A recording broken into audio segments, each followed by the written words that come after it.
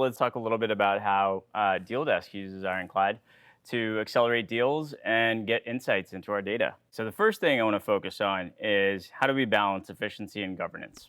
The best strategy that I've seen is to create the guardrails up front. That limits the amount of customization that the field does. It also helps resources like my team focus on what's important, high value, complex deals. That's where we want to spend our time. Initially, stakeholders like Deal Desk, legal, we get together, we create the right definitions of what's standard, what's not standard, and that helps us really drive efficiency. So in this scenario, as a baseline, you can assume that legal is a mandatory approver for all contracts. Then you can add conditional approvers based on certain contract terms. For example, if you want to do a complex enterprise licensing agreement, you might want to add the chief sales officer as an approver. Similarly, you can create entirely different approval flows depending on the type of workflows.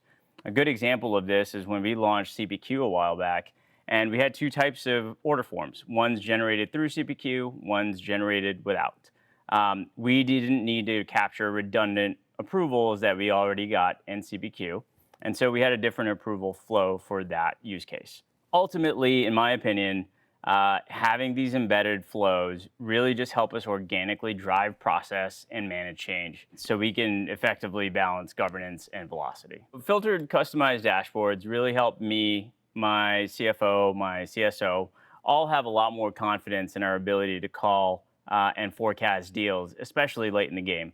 At 10 p.m. at the end of quarter, this is my source of truth in terms of whether that deal is coming in for the quarter or not. I think another really important value here is that it helps to serve as an intermediary between resources like legal and finance to help them prioritize where they should be focusing their time. Ultimately, I've seen this process managed at other companies where I've worked over email, Slack, opportunity records, and this is by far the most efficient way to figure out where to focus your time and when. Probably my most favorite part of operating this team and this function is how we use our data that's in our contract. So using features like filter drill downs combined with global search can be a really powerful tool for Deal Desk to hone in on the most relevant precedents. So for example, I can search across specific record types, agreement dates, counterparty names, etc., and industry to figure out how our pricing model has applied to precedent comparable customers in the past.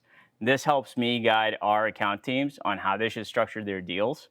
An interesting project I worked on last quarter was working with a lot of the new crypto companies that had demand for Ironclad because of how quickly they were growing. The challenge was that a lot of these customers, as well as our teams, weren't familiar with what kind of pricing model and structure they needed. One thing we were able to do was pattern match against other like companies with similar growth trajectories and the type of deal structures that they use in creating the right deal structures for our crypto customers.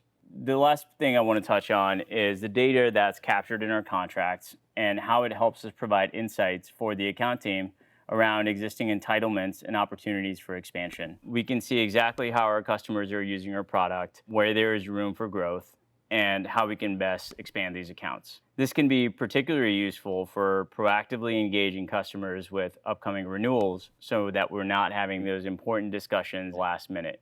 And that is how I use Ironclad to help run our Deal Desk function. If you have any other questions or any other areas you want to dive into, please let us know. Happy to get into it.